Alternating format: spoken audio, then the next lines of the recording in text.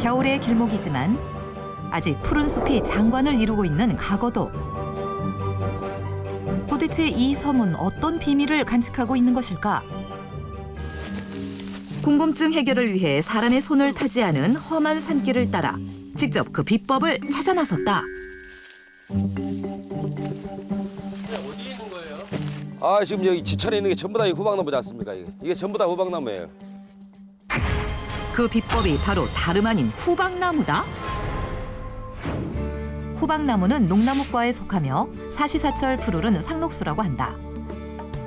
사실 울릉도에도 후박나무가 흔했다는데 현재 우리가 알고 있는 호박엿이 원래는 후박나무로 만든 후박엿이었다고 한다.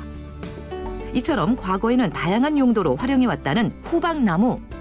가거도 호박나무 껍질에서 항균 활성과 생리적 기능 성분인 폴리페놀 성분을 분석하였는데요. 강한 항균 활성을 보였으며 폴리페놀 분석한 결과 카테킨류 4종을 포함해 27종을 확인하였습니다. 호박나무에 들어있는 카테킨류는 항균, 해독, 항산화 작용 등의 효능이 있어 각종 성인병과 암 예방에 도움을 준다는데 이 카테킨류는 입속 질환에 효과가 있다는 녹차의 주성분으로 많이 알려져 있다. 실제로 치주질환 환자의 그 치음 열구이나 이런 것들을 분석해 보면은 활성산소가 많이 발생하고 있는 것을 알 수가 있습니다. 그런 의미에서 카테킨이 강한 항산화 물질로서 각광을 받아왔었는데요. 후박나무 껍질을 우리가 분석해 보니까 여기에도 많은 카테킨이 포함되어 있는 것을 확인할 수 있었습니다. 특히 그 카테킨 중에서도 에피갈로 카테킨 갈레이트 같은 경우에는 활성도가 강하고 다량 함유되어 있기 때문에 이런 성분을 잘 이용하면은 치주질환에 상당한 도움이 될 것이라고 생각합니다. 예전부터 가거도 주민들의 건강식으로 이용되었다는 후박나무.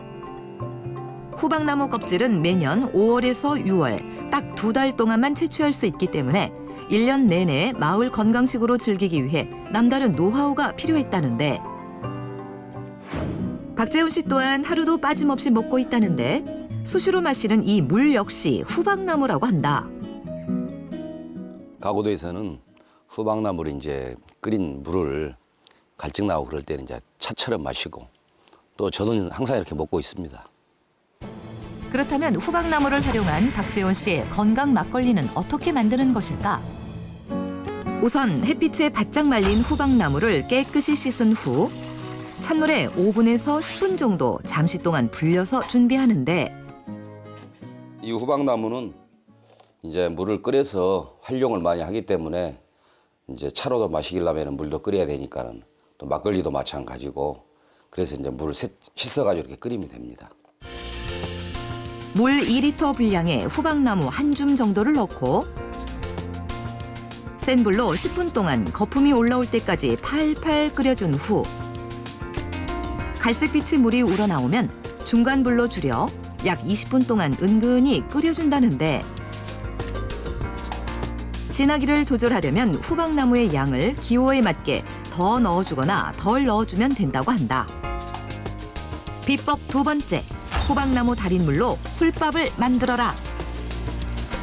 술밥을 지을 때도 반드시 후박나무 달인물을 사용해야 한다는데 밥맛은 물론 막걸리의 효험을 높인다고 믿고 있었다.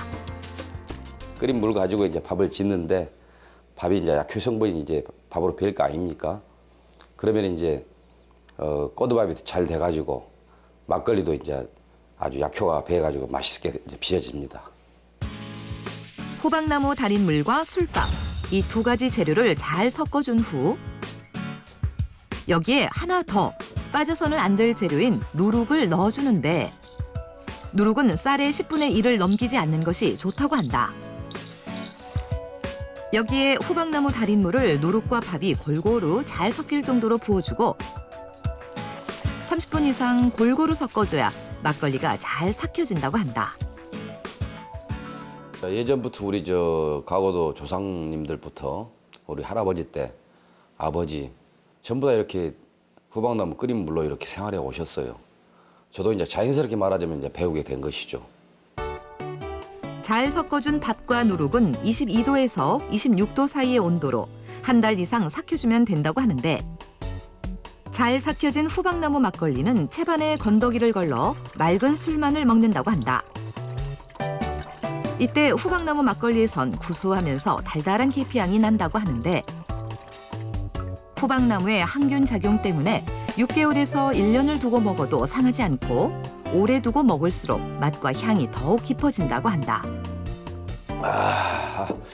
하루에 한두 잔 정도 이렇게 마시면은 속도 좀 편안해지고 기운이 좀 나고 그다음에 이제 과거 같은 경우에는 이제 속도 더부룩하고 안 좋았는데 요즘에는 아주 편안해지고 좀 기운이 납니다. 막걸리는 대표적인 발효식품으로 알려져 있는데 최근엔 항종양, 항암, 항산화 효과가 있는 스쿠알린이 포도주보다 200배나 많은 것으로 밝혀져 또다시 주목받고 있다. 그렇다면 후박나무를 활용한 막걸리는 어떤 점이 더 좋은 것일까? 막걸리는 발효하는 동안에 항암, 항종양 물질인 스쿠알렌과 파네졸이라는 성분이 많이 생성이 된다는 연구 결과가 있습니다. 이런 성분들은 체내 활성산소를 제거하고 면역력을 증진시키는 그런 작용을 합니다.